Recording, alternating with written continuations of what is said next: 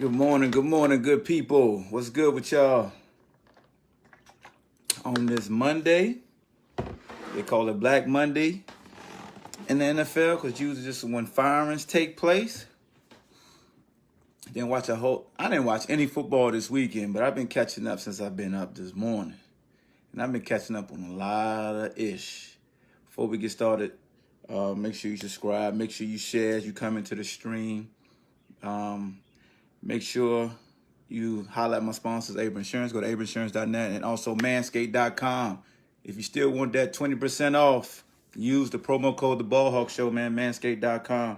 Get your lawnmower 3.0, man. Go ahead and get that. Stop using your clippers, But we got to talk about something that a lot of folks seem to gloss over. And I never agreed with this mess. And lately, people have been sharing J.J. Watt's post-game interview, whatever you want to call it, press conference, when he was talking about how playing professional sports is a privilege. You got to go out there, you compete. Hey, you paid to play. You paid to play your best. All these things that got him, everybody was doing this. Like, yeah, JJ, yeah, tell these sport privileged ass players who make all these millions, get their ass out there. They need to play. They need to play. But on the same hand, those same folks who be screaming that was mad at the Jets for winning late. Or winning more games now that the Jaguars got the top pick. Or whichever one of them got the top pick. You got folks up here that tell a team they need to tank. But then they get mad at a player who won't play. Whether it's load management, whether who understand that the team is some trash can juice and just don't want to play no more, whether it's players opting out of bowl games that call them quitters. But those same folks will applaud the mess they seen Doug Peterson do last night versus the Washington football team. Keyshawn Johnson, a former player I just watched on Get Up, basically say it's smart because the coach is going for the 9th pick to the 6th pick. Yeah, in theory, that's good. In theory, that's smart. In business, that's smart. And if you were known to draft well the past 4 or 5 drafts, people may get on board with you. But when you've been blowing drafts, when you've been telling people they need to compete, what type of message we sending? Huh? What type of message? Like, do everybody need to drink shut the hell up juice then? Like, if a player don't want to play, can you really get mad at them for not playing when everybody's applauding teams, and this coach, Doug Peterson also, or anybody, for being smart and not trying to win on purpose? Like, really, dog, you compete all year long, and then at the end of the year, you like, shoot, I get either the 9th pick or I get the 6th pick. And we right in the game. It's super obvious, but hell, hey, yo, Sutterfield, you need some reps. Go play. And everybody, like, this is why I laugh at a lot of people on message boards, bro. This is why I laugh at a lot of people in sports groups, because the hypocrisy when it comes to one party versus the other irritates the hell out of me. It does.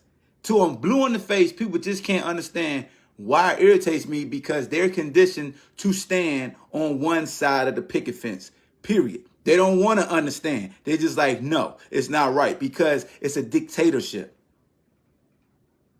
They back people in the position of power, whether they like. I'm a bias when it comes to players because I'm biased as far as what I've been through. So everybody has that implicit bias. Let's just put that out there. I'm going to put that out there. Everybody has an implicit bias of, if you go through a certain situation, you're going to favor what you went through. But then I'm also very understanding, and I'm going to hear you out. You know what I'm saying? So if you're a Philadelphia Eagle fan, ain't nowhere in the world. If you back Doug, then don't say nothing when a player don't want to play no more. Don't, like, for real. Don't give me this draft pick stuff. I ain't trying to hear that shit. You can't rationalize this. You can't rationalize this. You can't. If you do rationalize this, don't say shit about a player not playing or seeing the scoreboard and want to come out the game. You cannot rational. You cannot explain it. I don't care. Like, let me not say I don't care, because that's saying that I don't want to hear your view. I don't want to understand your view. What I'm saying to you is I'm not buying it, because it's hypocrisy. It is. It's hypocrisy.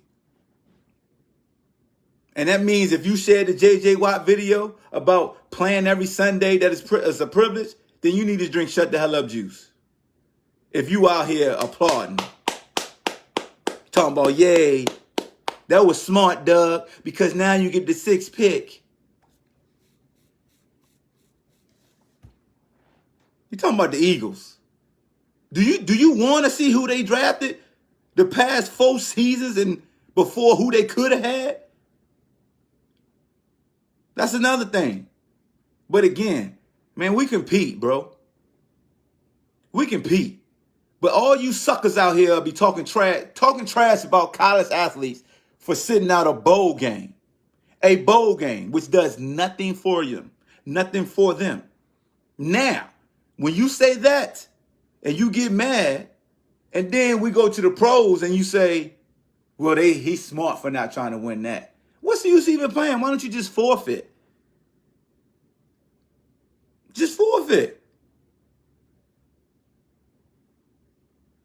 But you call a player Tony from Blue Chips, though.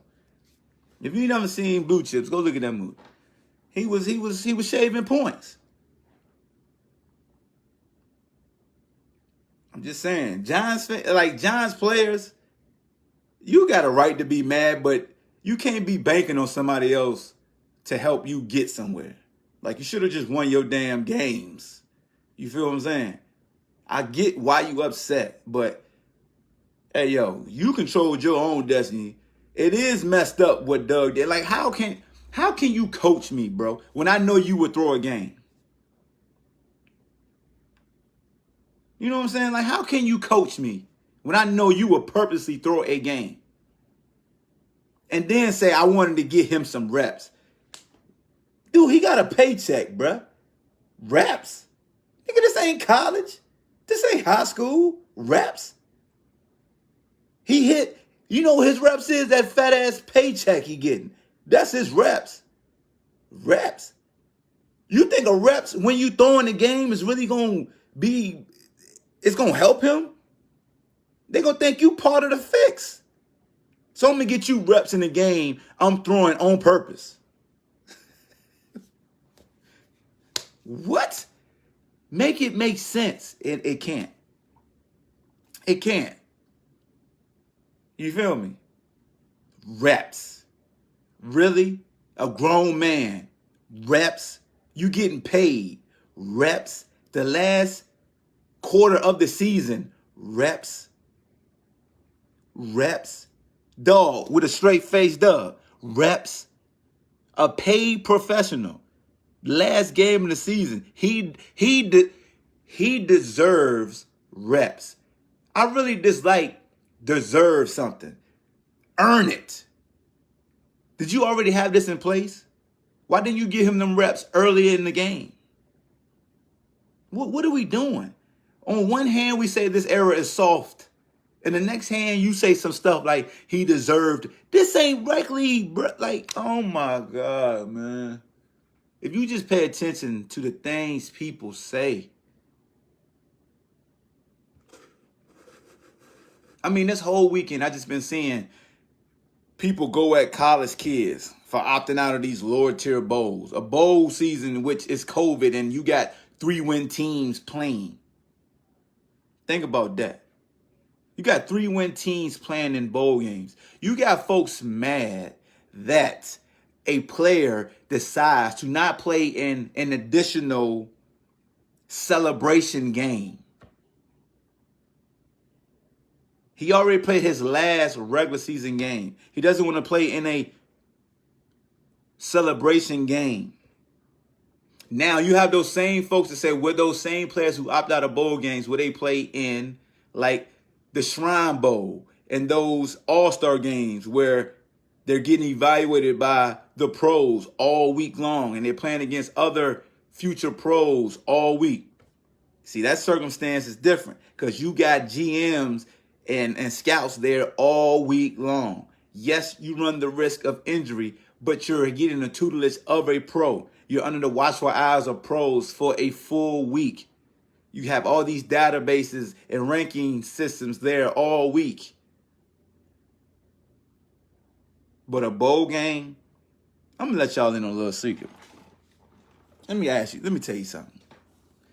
I need y'all, if you got the access, just call up any current college player right now, right, that just played in one of these bowl games. And they were on any of these teams where somebody opted out.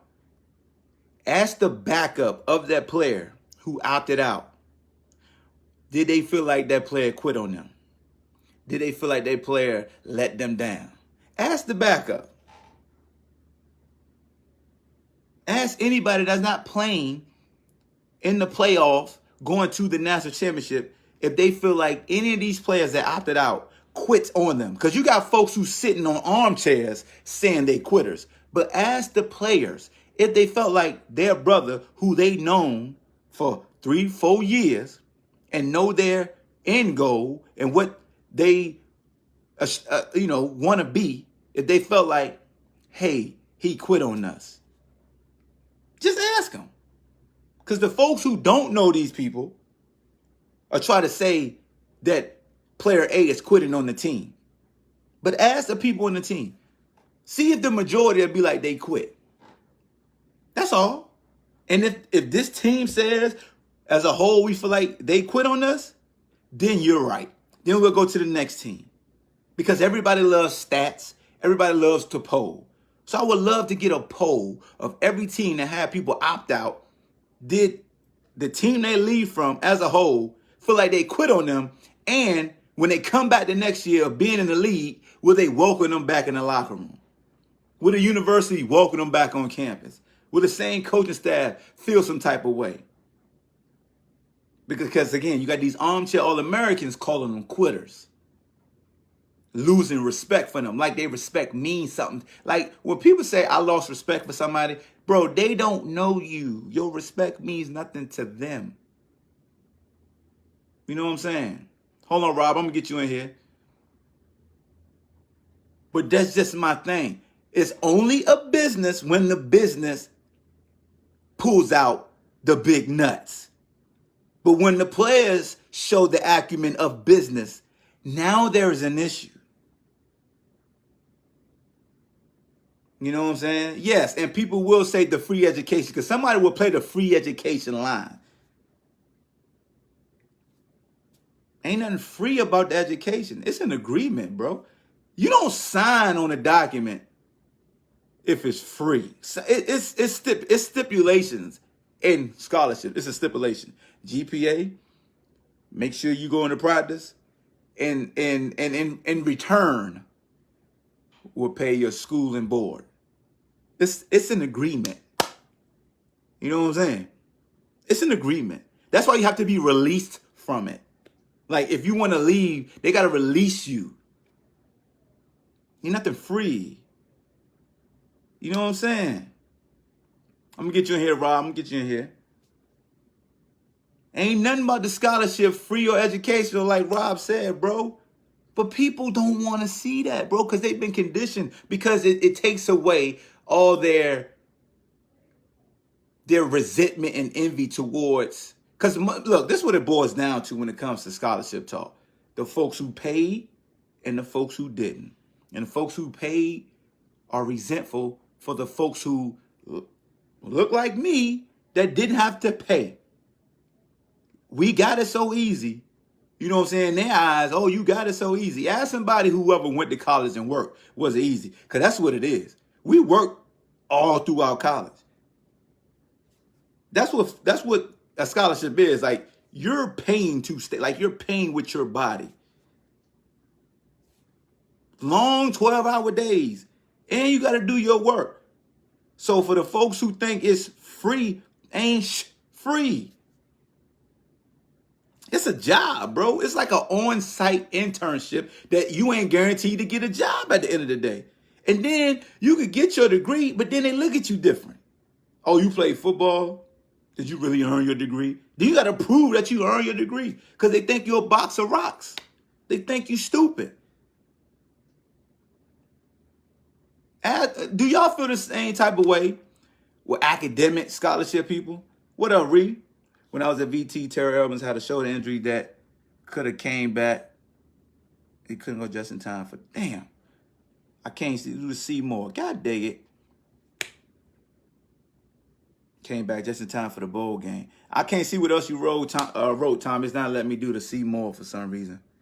But that's just my point, man. It's ironic how the universe works. Oh, there we go. Homie put on the line every week, gave it all to his program, had no problem with his decision, and he ended up going first round. The world hates when the player uses their leverage. It's a business. Exactly, Tommy. Exactly. The world hates when the worker identifies their worth. Let me say it one more time. The world hates when the worker identifies their worth. Then you have the business-minded folks who say, stay in your place, try to bully you and say, hey, but what if we do this? What if we do that? What if we make you pay your scholarship back? What if we make, so they start taking away, trying to show you how thankful and God, oh my God, thank you so much. You're so much of a blessing. Like you didn't put in the works. Because if you even read the Bible, blessings come with works. You got to put in the work. You just don't get on your knees and pray and don't do nothing. You got to put in the work to get your blessing. So you put in on this, man. You know what I'm saying? I would say Hawk has helped me see the other side of things and helped change my opinion on the subject. Salute to you, Elijah. And my main thing is just to give folks added information, whether they want it. And look, I ain't here to make somebody change their shoes. All I'm doing is giving you information that you may not know. Giving you information that you may not know and allow you to stand on your 10 regardless. So if you take this information I'm giving you and you truly are receptive to it and you digest it and you feel like I ain't changing my stance, that's more power to you. But at least you have a better understanding of why the other side does what they do. That's it.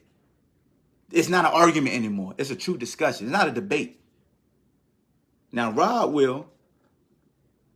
Faith without works is dead. Exactly. Let me let y'all ask that real shut the hell up juice. You feel Happy me? New Year, man. What up, man? Happy New doing? Year, fam.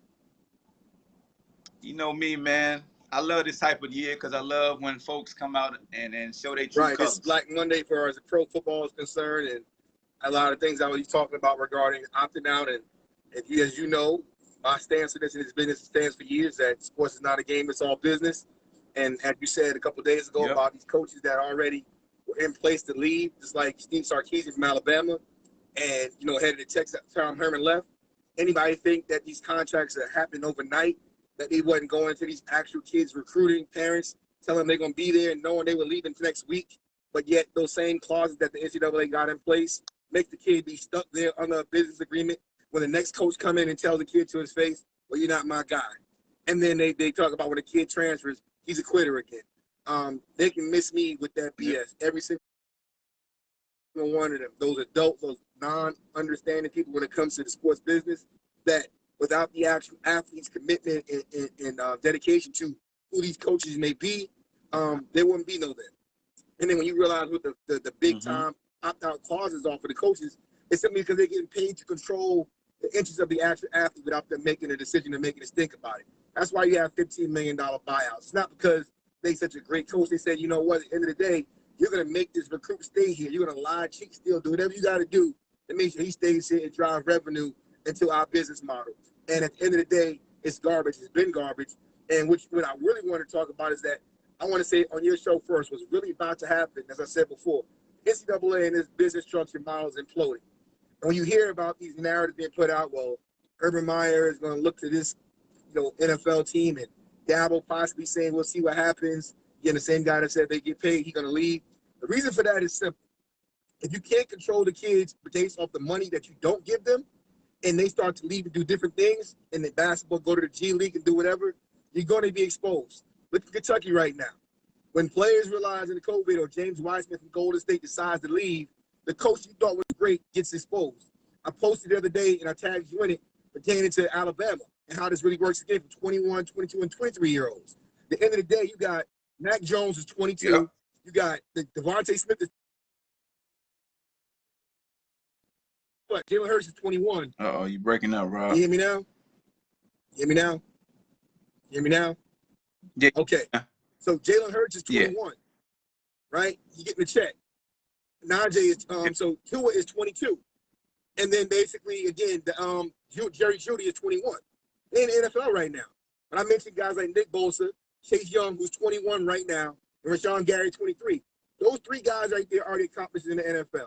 One's been to the NFC Championship game. One's been to the Super Bowl. Two has been to the Pro Bowl already. One's been All-Pro. Imagine if those same guys decided to stay in college playing against kids, how good they would look. But y'all about to give Nick Saban a championship ring because a bunch of grown men playing against kids.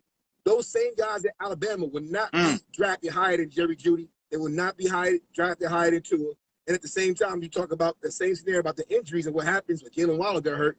How's those Alabama quarterbacks doing right now in the NFL again? So we talk about development and about really what's going on and why these coaches are doing what they're doing because they're all about to be exposed to what they're not. Unless you got the oldest man in the room, they show up to get whooped. Mm-hmm. And that's what happened with Dabo Swinney again in that scenario. So at the end of the day, this is a structure in the business, entertainment first. And when you don't check birth certificates, you don't understand how long these guys been there, and you're ready to give a coach accolades or something, and this guy is running a 75-yard touchdown as a 50th senior. You got this guy, Dylan Moses on Alabama, who's a starting linebacker, who talked about he wanted to quit football. Because I posted about it. He's basically was told he would come back next year. He would be a higher draft pick. Now he's hearing he's going to be a 5th or 6th rounder. But he's the older guy on the team. He's 23 right now. Then you got the guy that's Joshua McMillan, who's in his 6th year at Alabama, who's convinced to come back, who has now possible another 7th year of eligibility at Alabama. But this is the thing. He played 10 games for Alabama this year, and he has 4 tackles.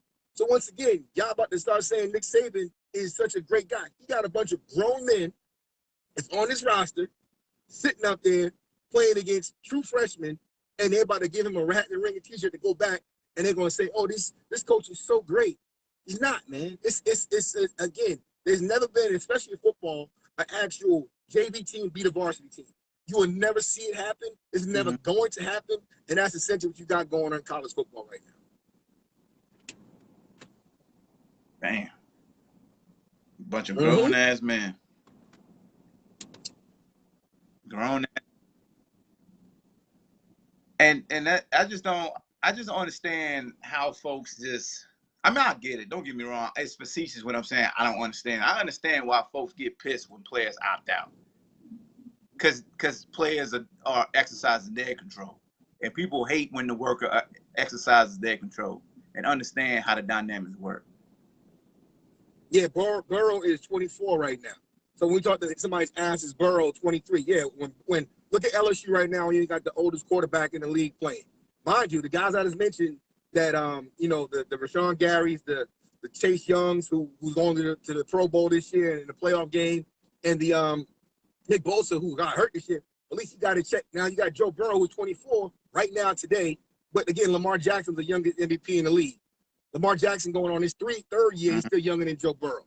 So when you stay in college and then you hear NFL teams say, or procrastinators or analysts say he's not developed, you guys keep giving these guys big bonus checks in college to only say in the NFL they're not that good. Well, why they keep? Well, look at all the guys that come from Alabama. They come into the NFL with injury issues, and I can go on and on. Raekwon McMillan. You got the guy, like I said, Tua came in last year, the 11th pick overall 2 years ago. Jonas Williams, the tackle. He lost his labrum before he even got into pads in camp. He was the number 11 overall pick for Cincinnati. So when you get ran into the dirt, like a lot of guys do, only ones that really been successful that hasn't so far is Josh Jacobs. He left as a backup. I'm not staying here playing this Alabama BS. Have me here till I'm like 95 years old. And Henry. I'm out of here. And people say and Henry too. They're gonna say when those guys when Nick Saban doesn't win, you wonder why, because guys like that realize their worth and their value. When he does win, he got a bunch of grown men. That's what Dabo did 2 years ago when he had all the Clemson front four. All those guys, including Christian Wilkins, those dudes are like 22, 23 years old. He convinced Clelin Ferrell, Austin Bryant, Dexter Lawrence, and Clelin Ferrell was the 4th overall pick to stay in school. And he won a championship. And what he did, say what happened since then. He sent Kelly Bryant on his way, who was undefeated, who's not even in the NFL right now, under the great tutelage of Dabo Sweeney. So at the end of the day, it's like, you got to understand how this stuff really works. The NFL is one business entity, college is the other. And basically, the college coaches use the NFL as a tool to say, we're going to do this, do that. But really, they go against everything in their best interest. Insurance policies, development, putting the ball in their hand. All of a sudden, you know, end of the day, you got kids coming back to school because they're telling you need to come back, get some more film. They get opportunity. I mentioned Joshua McMillan. You played 10 games, he got 4 tackles. You can't tell me, like, bro, I'm here 6 years, you mean I still can't get on the field? But you fall for that okie doke because you over there listening to Saban when he gets you behind those closed doors and threaten you. You better come back here. You better sign with that agent. You better do this. You better do that. These kids are scared. They do not have proper representation at the collegiate level. This is why these things continue to happen. So when you look at Tua yesterday, look at Jalen Hurts yesterday, again, they're going to say, oh, man, these guys can't throw. They can't do this. Nobody ever mentioned Nick Saban's name. But y'all just gave Steve Sarkisian another job in Texas. Like, how is that not being held accountable? Then the guy, Brian Dable, who's from Alabama too, and is now in Buffalo. Josh Allen did not play at Buffalo, he played at Wyoming. If you really break down the guys that's the great in the NFL right now, again, young guys, Dak Prescott, what school he went to? Mississippi State. He got hurt, but he ain't played for none of these great power coaches.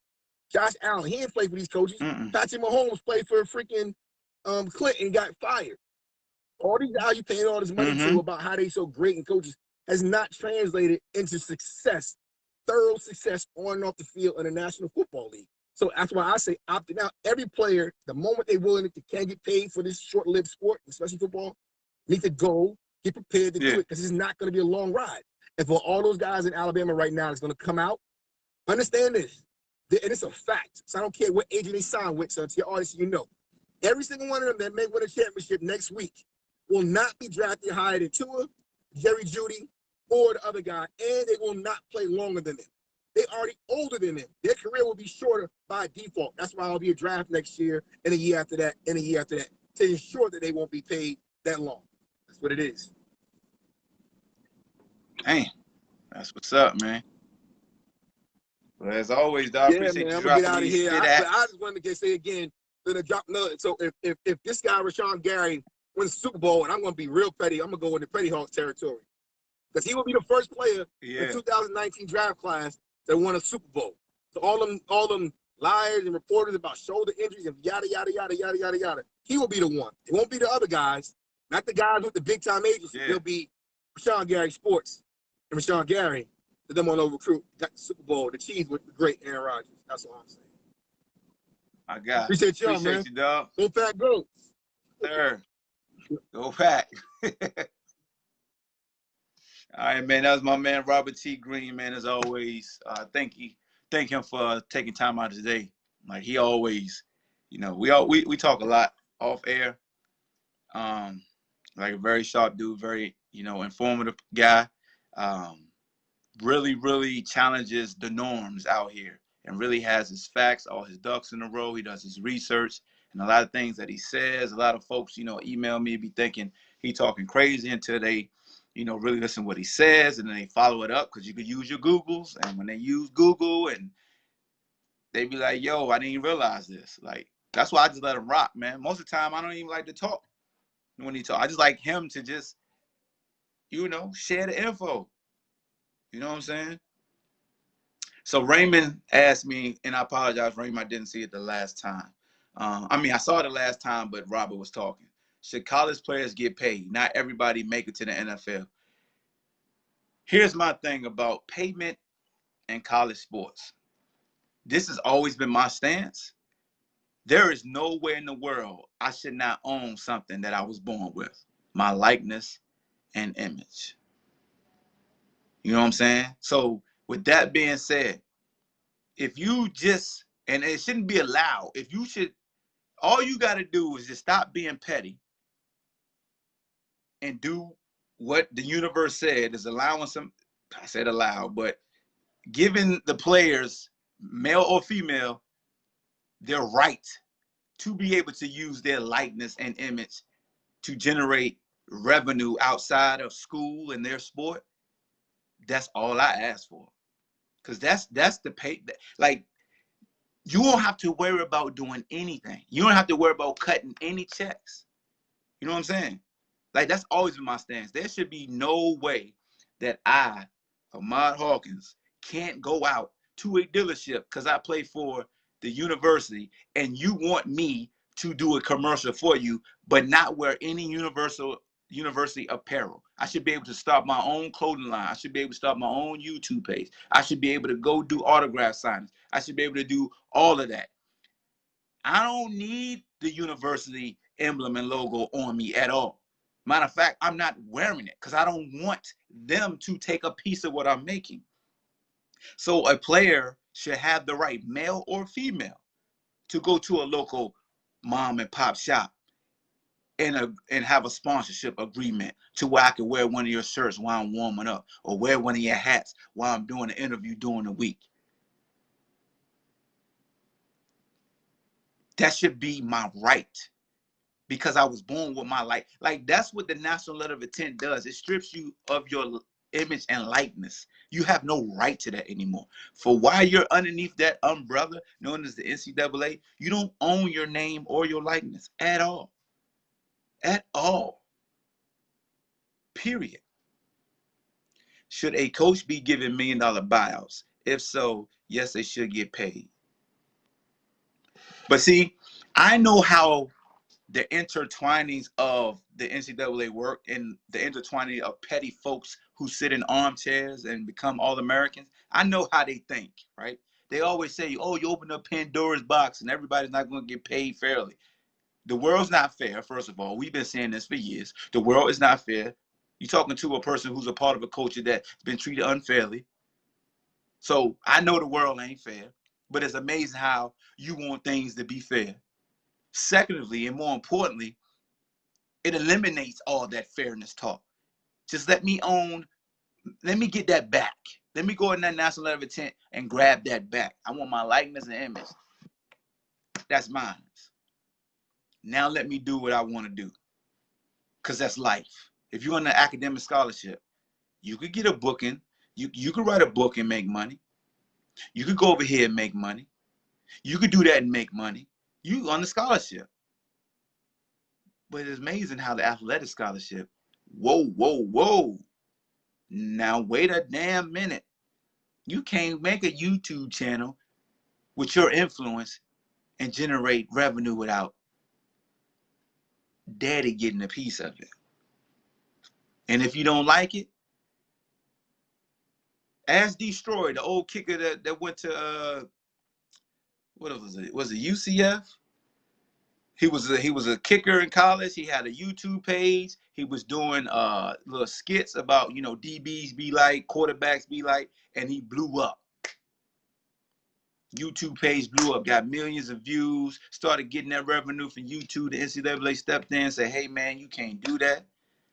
If you do, you got to get back your scholarship. He was like, I'm done.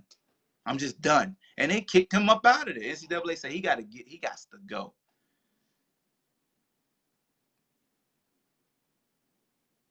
You know what I'm saying? All right, Philip, whenever you're ready, bro, you can jump on.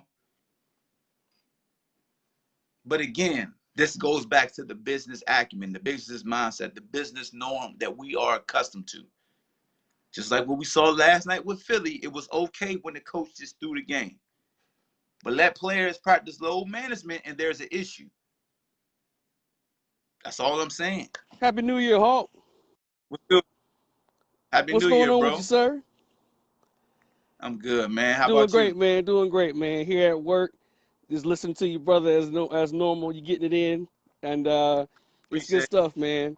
And so, I just want to answer your question on about, the guy asked about if college athletes should be paid. Now, obviously, I know you went to UVA, and I went to Norfolk State, so Mm-hmm. I'm at a smaller school, HBCU, the whole nine.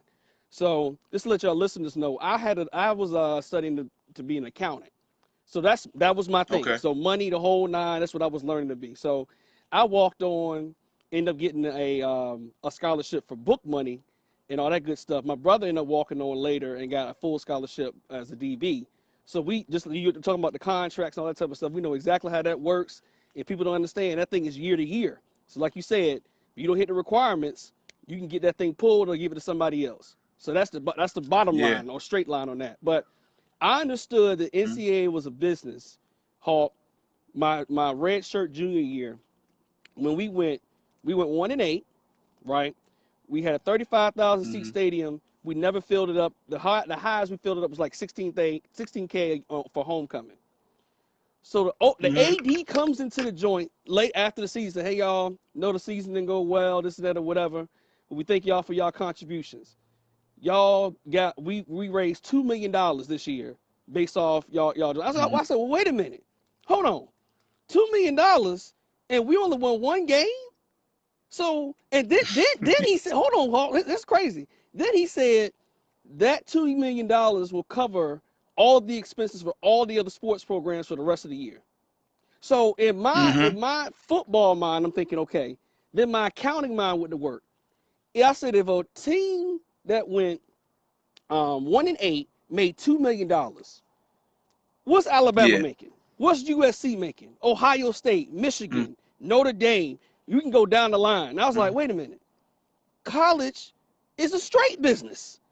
These cats, NCAA literally getting free labor. They making, all these schools are making billions of dollars at bowl games, BCS, the whole nine. And the people don't understand most of the reason why they made that change is to generate more money. Think about it.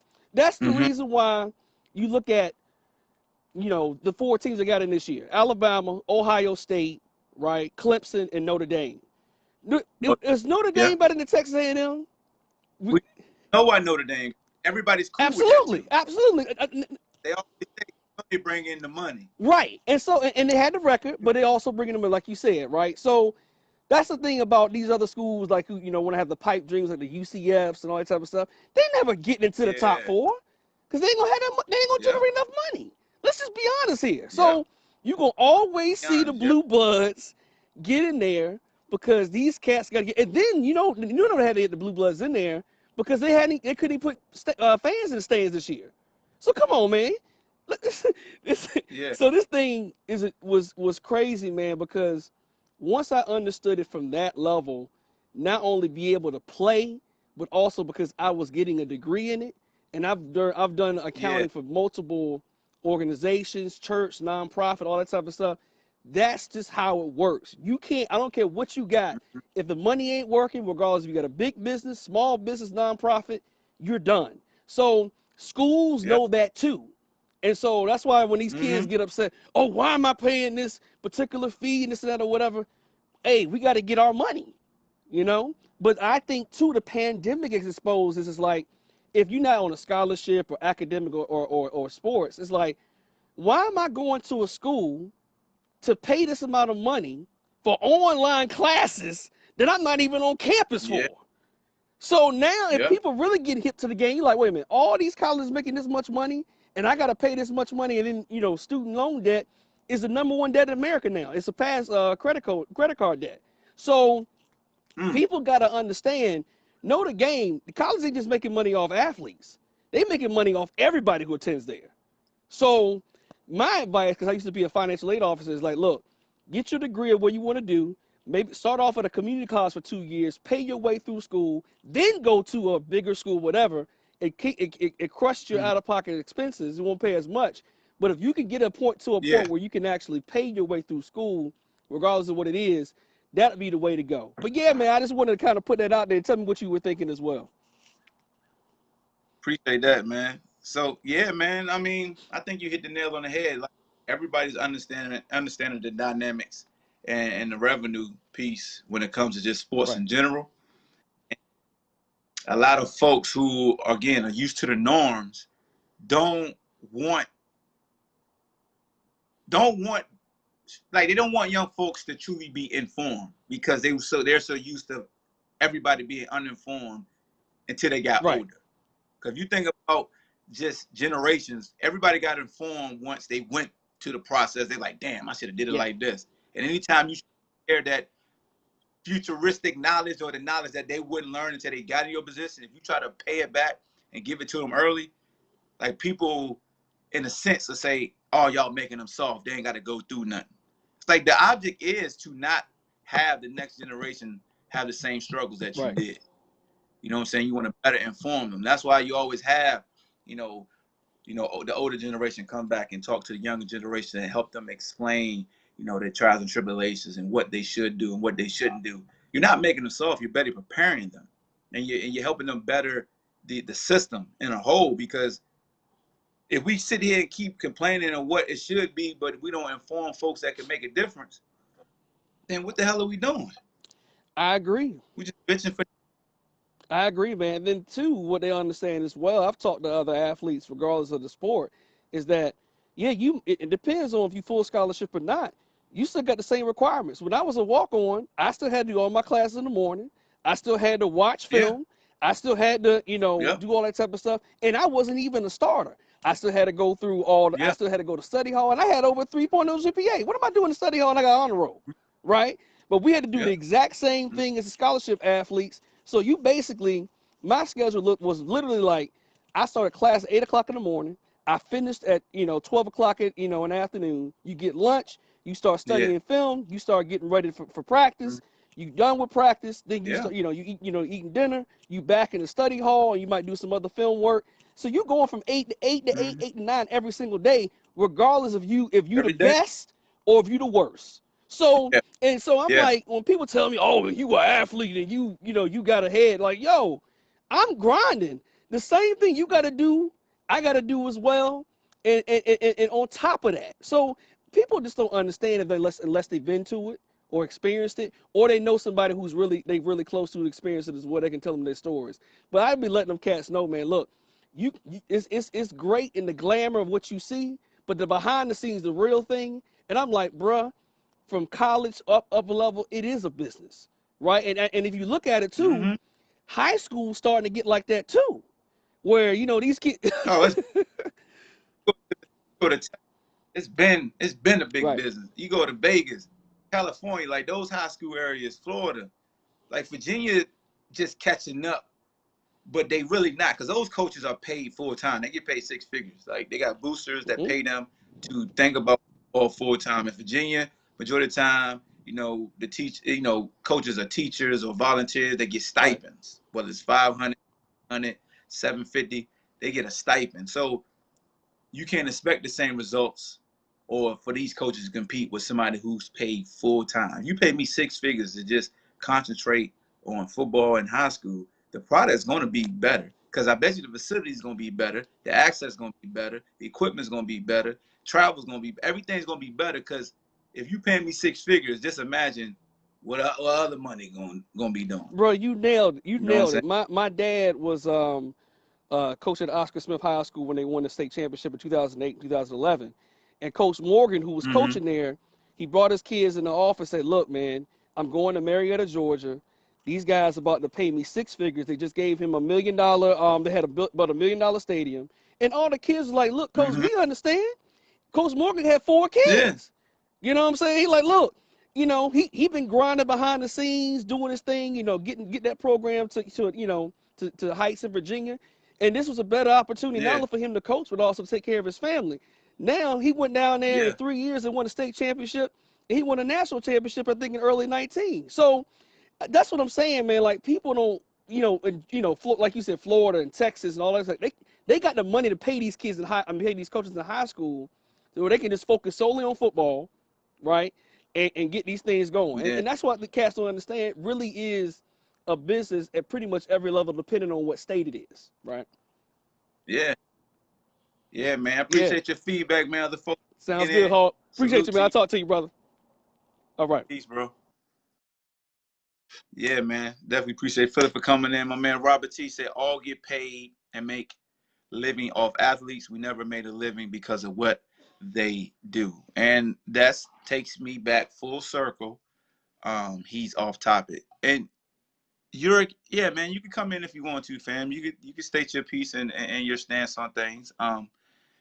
As far as off topic, we jump around on the show, bro. So, everybody just speak their piece.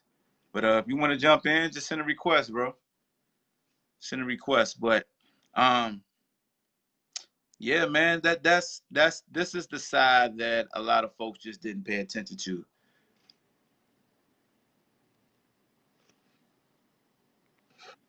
You know what I'm saying? So I'll let you jump in here. What's What's up, good Hawk? with you? So What's up, baby? my main thing is just to kind of hone in on the question. So you're asking about, Yeah. you know, if you get paid for your likeness, you know? No, somebody was asking, should Right. athletes get paid? That's my point. And I said, yeah, the athletes should be able to maintain their likeness and like I should be able to maintain my name and likeness. That shouldn't be. So you got to realize there's the reason why it's taking so long to kind of figure it out is the gap. So you got Mm-hmm. we're talking about college for the most part. So Yeah. you got the coach Yeah. making anywhere between 2 million, 15 million, whatever. You got the athlete at zero. Mm-hmm.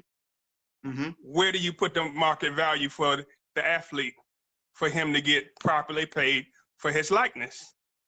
And that's the main thing. There's no bridge, and there's a ton of opportunity for corruption. I see. I get what you're saying, but why do we always act like that isn't taking place right now? Because we see it take exactly. place. It's taking place behind the scenes illegally. So now you're gonna have legal versions of collusion and coercion. I mean, about that was crazy to legalize weed. You're right. So my thing is, they ain't figured out how to bridge that gap. I just wanted to speak my piece and say, you can't. Yeah. My thing is, but start somewhere. You know what I'm saying? Start somewhere. Yeah. No, I agree with you. I was just saying in general, like some social security money. Give them $1,400 a month or something like that. You know, to focus on your books and your your craft. So my thing is they don't start somewhere. They have. Yeah. No. I agree with that. No, I definitely agree with that. It has to be stipulations involved, but then at the same time, I'm like the other side of me is just like, man, damn it, that's my name. Like, that's my name. But that's my piece, man. I just wanted to say that. All right, appreciate you, dog. Peace, bro. All right, man. So yeah, man. I love to talk about this subject because a lot of things get exposed, whether you like it or you don't like it, whether you agree, you don't disagree, but a lot of things come to the table. And like he stated, a lot of folks feel like that once the likeness and image comes into play, the name comes into play, that you want to have some schools having advantages over others. And that takes place anyway, right? With recruiting. There is a disadvantage. Everybody doesn't have the same facilities, the same budget. Like that's what I think a lot of folks gotta pay attention. You can't think that, oh, this is gonna take place because it's already taking place. Like he said, you'll go from behind the scenes corruption to in your face corruption, but yo, I don't care. I want my likeness. I want my name. Like, screw y'all. Like, let me be able to do what I see fit. Let me hustle and make shirts of myself and get people to buy those shirts. You know, that's my thing. Let me go in and hey, somebody make jerseys. Oh, all right, my bad, Rob. Somebody make jerseys and they want to make a jersey of me and they can sell it. Let me go out there and be able to do that. Like, what's the issue? Hey, let me share this real quick with your audience so we clear about this to everybody out there about the NCAA period. Once again, the information when the man said, again, obviously, he said it's illegal. It's not illegal. It's the NCAA business model. That's what we're missing again. It is not illegal. When you do something that provides value to something, you get paid for it. That's called United States of American capitalism.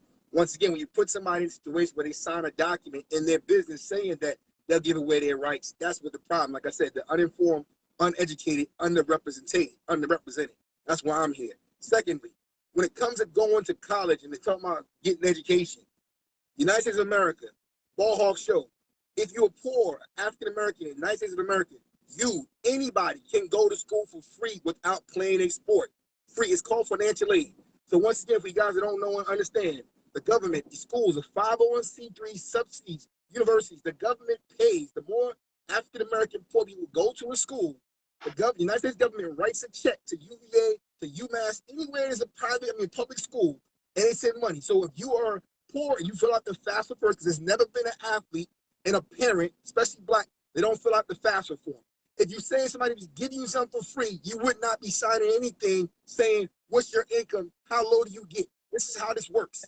So once again, this is not because people are like purposely uninformed. It's because how the industry wants to set it up. The scholarship, basically, if you're really, really poor and you're in-state versus out-of-state tuition, if you're in Miami and you want to be a walk-on at UVA, Miami, versus getting a scholarship, full scholarship to UVA, you actually be cheaper to go to school in Miami because you're in-state tuition.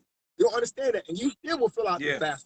So the fact of the matter is, and this is why, again, and I've been doing this for years now, so when you got guys like Bernie Sanders talking about free education, people don't realize it was already cooked in. It's been like that. It's been like that for decades, but nobody knows and understand that. So you ain't got to go to no big-time school to get this degree from somewhere. You can go to community college and get a trade and get a degree 2 years, and your FAFSA, your financial aid will pay for it. And you don't got to play sport and generate revenue for a school to do it.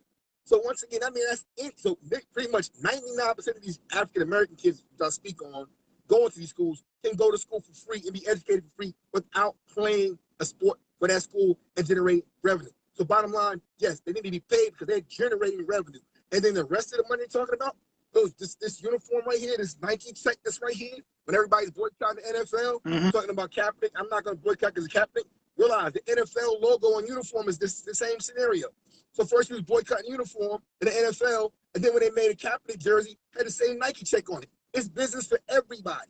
And as I said before, TV, reporters, coaches, analysts, vending, marketing, the vending machines, the parking spaces, the anybody in sports is making money off of the actual athlete. And I'm not talking about the top first round athlete. I'm talking about the athlete that's number 99 on the roster. Because every time you run out here with one of these on, that this organization gets paid. So at the end of the day, this is not their name, image, and likeness. This belongs to them. They put this on their back, and we're watching them. So those financial advisors. Hey, and check it off, not to cut you off, but we see players get fined for wearing the wrong headphones. Absolutely. Tiger Woods right now, the greatest golfer in the world, most known golfer in the world. If he bends over, and I know this for a fact, I'm in sports business, he bends over, and all of a sudden his shirt slides up, and his drawers will have a Nike check on it, he paying them money back today. No matter how many masters he won. Down to his drawers, he will have that check on. Because basically his name, image, like is tied to them.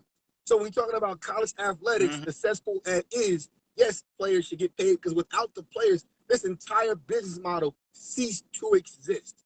In the United States of America, we can't have equality, can't have freedom. When you have a majority of people at the end of the day, and I want to say this one last thing, because shout out to some of your guests that come on and they speak about their time in school. At least speak about the realities of what goes on in school and the most about the education. For those of you who didn't see the Mississippi State game with the man that basically, Malik, whatever Heath, that did what he did against Tulsa, and then went on to his Instagram talking about what he was talking about, no matter how talented he is as an athlete. Unfortunately, that is the majority, not the exception to the rule. The majority of the educated athletes look, talk, sound just like him. He is not being educated in school. He is not, and then the actual director of player personnel, which I called out on social media, skipped over that and said, what a great season. And then when you get mad when these kids get to the NFL and they get sued, they get caught up, or they get kicked out of the league like Dwayne Haskins, then you say, well, where's the development? Why Mike Leach is collecting a check, looking the other way. There's no damn education in college athletics. You got to educate yourself. And the ones that are opting out are the ones that are more educated. The ones that aren't, that stay in the SEC, are the ones that end up broken on ESPN 30 for 30. Once again, they set them up for failure. They write a story about it. Miss me with that BS. The ones that form of service, are the ones that pay me. Because I'm going to take my talents elsewhere and go get it somewhere else. Because without me, you don't exist. And people need to stop that whole, Well, the coach ain't do anything. Like I said before, at the end of the day, the greatest, the best talented players in the world was make the coach's job. You never heard a great coach coach a bad team. Ever. Never. Why is that? Because again, you want to believe what you want to believe. You want to pound your chest and say, roll this, roll that. But yet, where's those guys, like I said, 2 years ago, 3 years ago, Alabama? Where's the guys that were screaming how great this guy Roquan was, and then he got to the combine, started cursing out the doctor, got kicked out.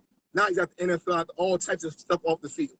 But he's being developed as a person. See, the reason why I mentioned that is because what happened in Mississippi State is the same thing that happened with the kid in Alabama. That's the education. I'm not happy that I got that so I can end up back in the streets talking about my college career. Yeah. That means nothing. It pays no bills. Now embarrass my name and my family's name. I'm sorry about being passionate about that, but once again, people understand you don't have to play a sport to go to college for free in the United States of America. End the story. Full stop. Trust the facts, not the process. I'm out. They need to know that though, because you're gonna make an argument. You got to know the facts, and that's all I'm about, boss. God bless you, man. Appreciate you. Yep. My guy Robert T, man, just laid down the law. You ain't got to go to school and play a sport to go to school for free. I understand the paperwork that's out there for it. There's no difference in trying to become an entrepreneur and trying to start your own business. They got loans out there for you, but you just got to go out there and research and educate yourself. Like, there's money out there to help you in your business. You know what I'm saying? Like, it's stuff out here, bro. Like I said, the norm is to cause panic and keep you paying. That's what it boils down to. How can I continue to make somebody pay? It's no different than what we see, and no disrespect to them, but when we see like sneakers come out, that's why they make limited. That's why they make limited pairs to cause panic, to get people to overpay, pay the inflation. You go to Stock Exchange, StockX, whatever it is. All these shoe apps and stuff like that. I'm telling you, bro, no different than Xbox. I got the new Xbox, and make you out there in panic. Walmart releasing so many every couple minutes, every couple hours. You go to eBay and somebody upsell it for triple because they know you want to have it by this certain day. We operate off panic. They cause panic. But again, he said the realest thing, bro, when it comes to the players that are opting out are actually the smart ones. And look how they are called quitters, because you're using your brain. You feel what I'm saying? Like, my lifelong dream and goal is right there. I've been told by that company called the NFL that, yo, we gonna hire you. Don't do nothing else. All right. But then you got folks out here that don't know what your goal and what's successful to you are saying, you dumb. People always say, what's it going to hurt to play one more game? You ever seen, like, this is football. This is sports. One game can change your life positively or negatively. So when people say, what's it going to hurt? They're so naive. Like, really? You going to ask this kid, what's one more game going to hurt before you go to the NFL? A major injury can cause him to lose millions of dollars. But you said, what is one more game going to do to them? I don't care if I play 3 games and I get a call and say, yo, shut it down. You're going to achieve your lifelong dream. Don't play no more. Guess what I'm going to do? Shut it down. Because my whole reason coming to this school was to get there anyway. If you in college and some company just say, you know what? Quit school. We're going to hire you right now. You think somebody will be like, no, I need to finish. I got an academic scholarship. I need to finish. I can't let my student body down. I can't let my professors down. I got to finish what I started. No, they're going to be out of dodge. But like I tell y'all say something to the scholarship athlete, but you ain't going to say nothing to the academic scholarship student. It's different because one is entertainment. How dare you go and mess up my planned entertainment of seeing you because I know what your talents can do to my bragging rights after the fact. I ain't gonna be happy for you that you opted out, signifying that you're gonna make it to the next level and achieve your dream. I'm pissed off because I selfishly can't watch you play an additional game, and I selfishly can't brag because your talents will help my team win. You got folks out here worrying about why teams from this conference ain't won a bowl game. Why? Because they could go up and talk to this fan from this other conference and say, well, look at our record for the bowls, and they want to brag. They so worried about their personal entertainment that's what they harped on, fam. Think about it. They do these ACC Big Ten challenges in basketball, and these fans paying attention, and they like, yeah, our conference better than y'all because look at us head to head. It's bragging rights. It's a selfish subject. Our conference is better than your conference based off this competition, or based off this many national championships, or based off what we did as a collective. But when a player takes that same selfishness and says, yo, I'm going over there. That's just like you telling somebody, you play AAA, AA baseball. How dare you go to the show now? You supposed to be playing for us. We running the show. We could win a championship down here. How you gonna leave us and go to the show? You in the G League. How you gonna go and just answer the call to the Lakers? We about to win this G League championship, dog. You quitting on us. How you gonna do that? Because essentially that's what these players are doing. They're showing you, I've been called up. First, second round. Ain't no need for me to play no more. But it make too much sense. It make too much sense. When things make too much sense, people don't like it. I'm telling you, man. It's the norms. I call it narratives in sports, but it's just attacking the norms, what you're used to. Just like if you eat a certain way and somebody come in and say you've been eating wrong. Because if you eat like this, you'll feel better. But you like, I feel good like I am now. I don't need to feel better. Because the norm is you eat a certain way. We dislike change. We do. The world dislikes change. I'm telling you. Watch when a couple months from now, or whenever it happens, no more masks. Watch how people move around. They're going to be looking around like, you going to take your mask off? You going to take yours off? You going to a game with your mask on? Because well, let me see. Well, they ain't got theirs on, so I'm going to take mine off. That's all we are, man. We operate off norms. That's why when you say break the cycle, people get pissed. Takes them out of their comfort zone. I'm telling you, man.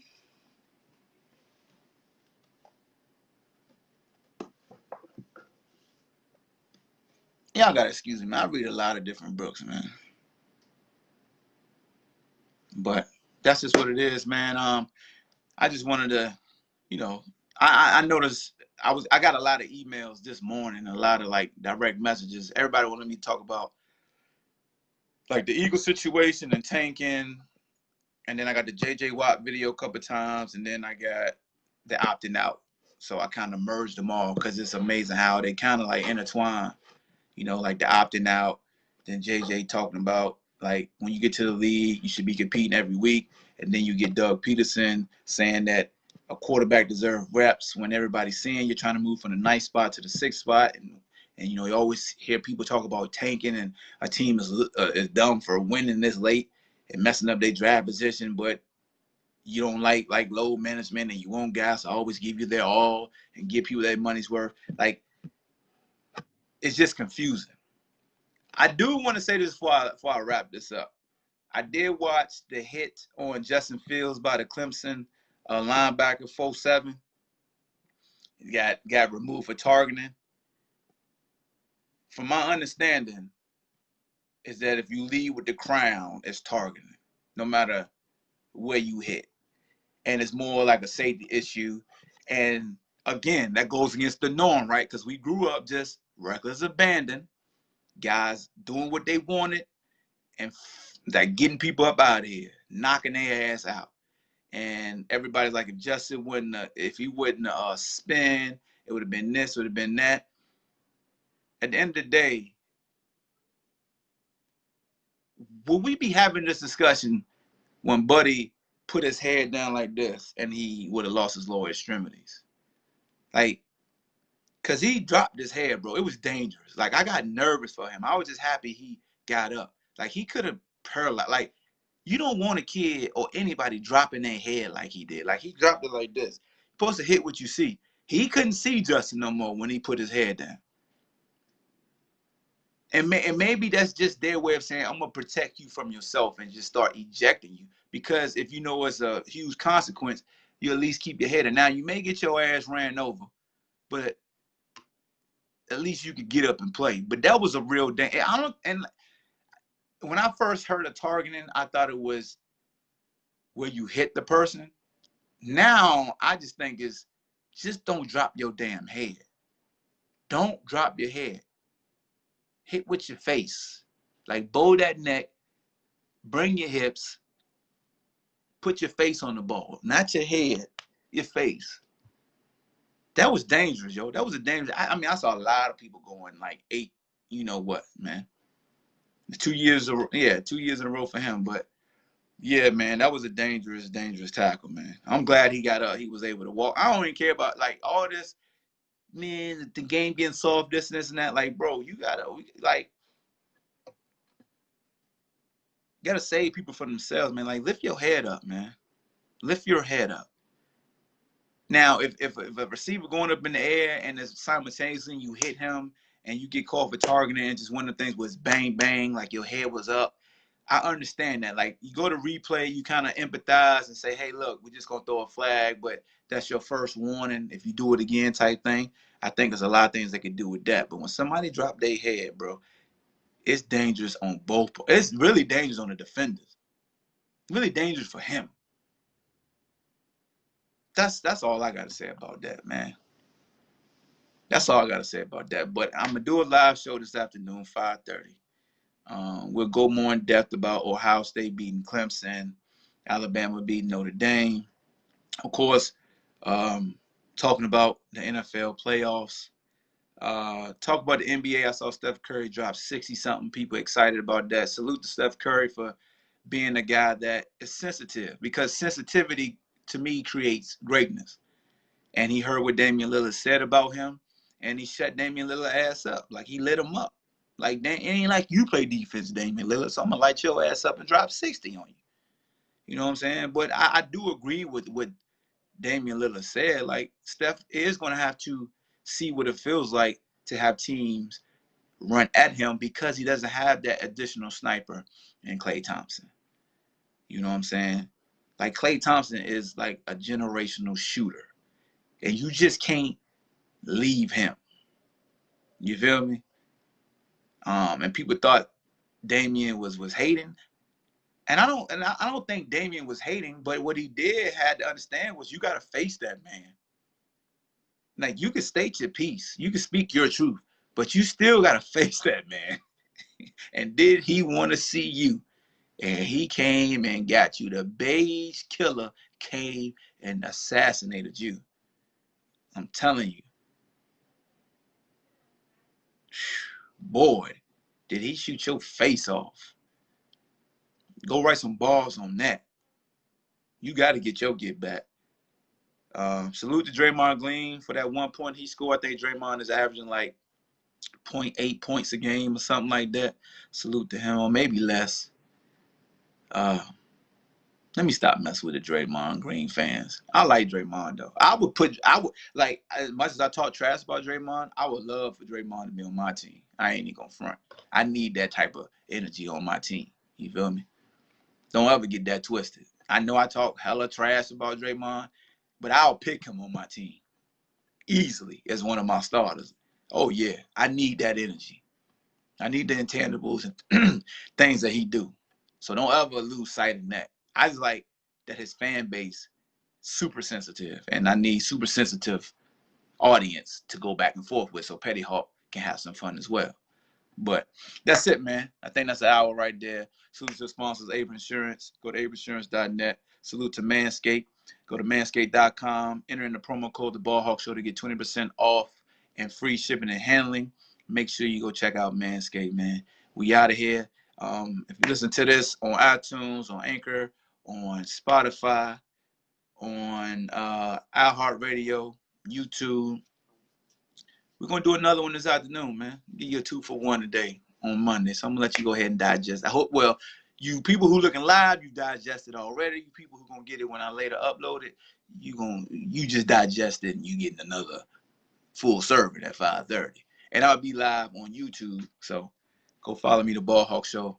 I had to reboot, so it's still The BallHawk Show. Go to YouTube, subscribe so you get the live stream on that. And it'll be live streaming on Facebook as well.